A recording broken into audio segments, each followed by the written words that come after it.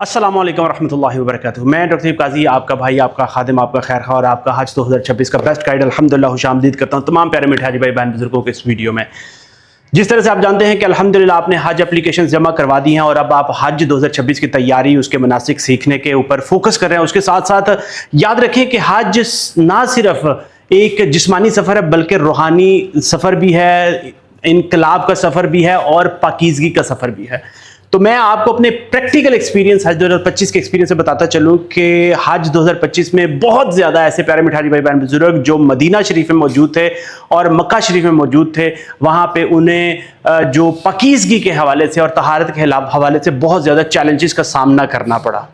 याद रखें कि जिस तरह आप जानते हैं कि पाकिस्तान में, हमारे बड़े सगीर में, सब कॉन्टिनेंट में, खासकर पाकिस्तान, इंडिया, बांग्लादेश और श्रीलंका में, वहाँ पर जो इंडियन कमोड जिसको हम कहते हैं ना, सीट वाला कमोड जिसके नीचे ऐसे बैठ के आप करते हैं ना, जिस तरह से बैठ के आप वॉशरूम यूज करते हैं, जो ईस्टर्न कमोड भी इसको कहते हैं, इंडियन कमोड भी कहते हैं, वो यूज होता है पाकिस्तान में ओवरऑल।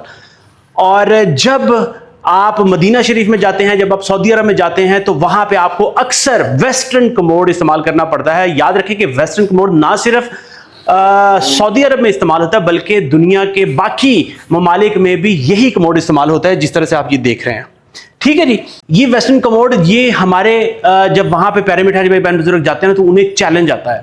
तो वहां पे इस तरह का तो नहीं होता, इस तरह का कमोड तो नहीं होता। ये तो एक आप समझ लें कि एक टेम्परेरी सा कमोड है जो आप अपने जो दूसरा फ्लश होता है ना, इंडियन कमोड है, उसके ऊपर भी आप रख सकते हैं। ये वो वाला कमोड है।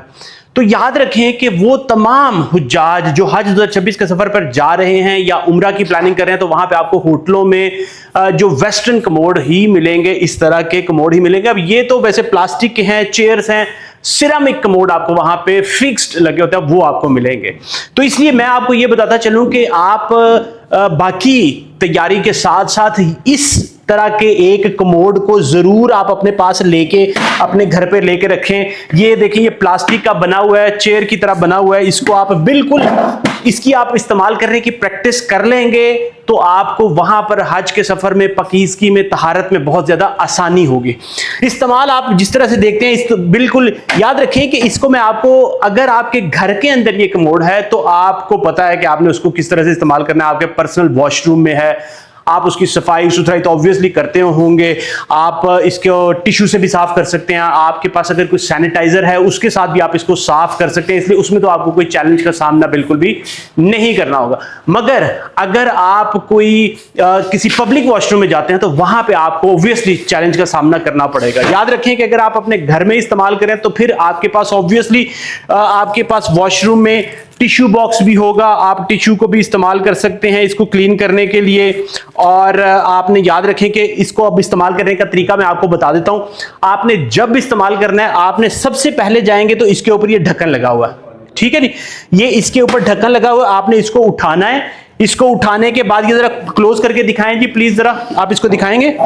ये क्लोज करके दिखाएंगे तो आप इसको, जो दूसरा सीट होती है ना, जो इंडियन कमोड है, उसके ऊपर आप इसको फिक्स करके रख सकते हैं। फॉर एग्जाम्पल, अगर आपका यहां पे इंडियन कमोड लगा हुआ है तो आप इसके ऊपर, आप इसको इसके ऊपर रख देंगे। उसकी जगह पे आपने ऐसे बैठ के आपने वॉशरूम यूज करना होता है, मगर इसकी सूरत में आप क्या करेंगे कि आपने इसको इसके ऊपर आराम से बैठ के, जिस तरह से चेयर के ऊपर बैठते हैं ना, कुर्सी के ऊपर बैठते हैं, आपने उस तरह से इसको इस्तेमाल कर लेना है, ठीक है ना। आपने ये जो बॉक्स बना हुआ नीचे, जो सुराख सब बना हुआ, उसके ऊपर बैठना है और इस तरह से आपने इसको बैठ के इस्तेमाल कर लेना है। अब याद रखें, इसकी जो आगे चैलेंज आता है कि आपने इसको इस्तेमाल कर लिया, इसको इस्तेमाल करने के बाद अब जब फारिग हो गए तो आपने उसमें, आपने पाकीज़गी, तहारत या आपने जो क्लीननेस है वो किस तरह से लानी है। आपके पास ही या तो मुस्लिम शावर होगा, ये आप जब भी मदीना में या मक्का में कहीं पे भी होंगे, आपके पास ये शावर मौजूद जरूर होगा, मुस्लिम शावर होगा। अगर नहीं तो आपने अपने पास एक टिश्यू जो है ना, वो जरूर आपने अपने पास रख लेना है। पॉकेट टिश्यू भी आप रख सकते हैं, वो आपको कहीं से भी मिल जाएगा, 1 रियाल का, 2 रियाल का, वो आपको कहीं से भी मिल जाएगा, ठीक है।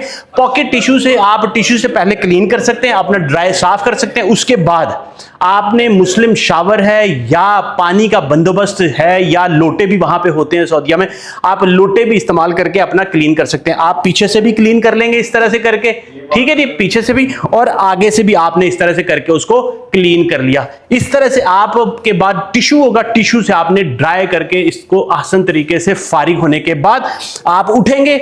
उठने के बाद जो आप देखेंगे इसके अंदर, ये दिखाएं जरा प्लीज जी, ये दिखाएं।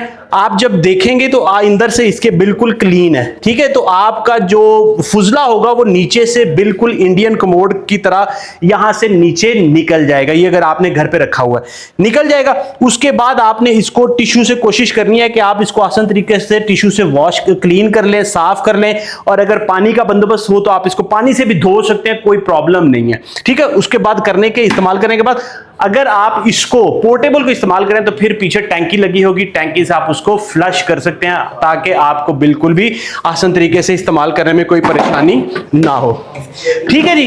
तो ये तरीका है बिल्कुल कि आप कमोड को किस तरह से इस्तेमाल कर सकते हैं। आप बाकी तैयारी के साथ अभी आप इस तरह का एक पोर्टेबल कमोड लेके आ जाएं घर पे ताकि उसको इस्तेमाल करना शुरू करें, आपकी प्रैक्टिस हो जाए। आप जब हज या उम्रे के सफर पर रवाना हो तो आपको किसी तरह से कोई मुश्किलात का सामना ना करना पड़े। ये बहुत ही रीजनेबल प्राइस में है, 2000 का। ये आपको प्लास्टिक का है, ये 2000 का आपको मिल जाएगा। पोर्टेबल है, कहीं पे भी आप इसको इस्तेमाल कर सकते हैं। अगर आपके घर पे इंडियन कमोड लगा उसके ऊपर आप पोर्टेबल आप इसको इस्तेमाल कर सकते हैं, ठीक है जी। इसको आप आसानी से ला सकते हैं। बाकी कि जो दूसरी चीजें हैं आप इसको ला के प्रैक्टिस करें ताकि आपको आसानी हो जाए। और याद रखें कि अभी इसको प्रैक्टिस करना शुरू कर देंगे तो आपको पाकीज़गी में, तहारत में, हज या मुबारक सफ़र में कोई परेशानी का सामना नहीं करना पड़ेगा इंशाअल्लाह ताला। मेरा यही मिशन है कि मैं आपको गाइड करता रहूं, समझाता रहूं। और इसी के साथ मुझे आपने अपनी दुआ में ज़रूर याद रखना। अगर आपके जहन में फिर भी कोई क्वेश्चन हो, कोई सवाल हो, कोई फीडबैक हो, कमेंट सेक्शन में लिखें। इंशाअल्लाह ताला मैं आपको की खिदमत के लिए हाजिर हूँ। इजाज़त चाहूँगा। अस्सलामु अलैकुम रहमतुल्लाहि व बरकातुहू।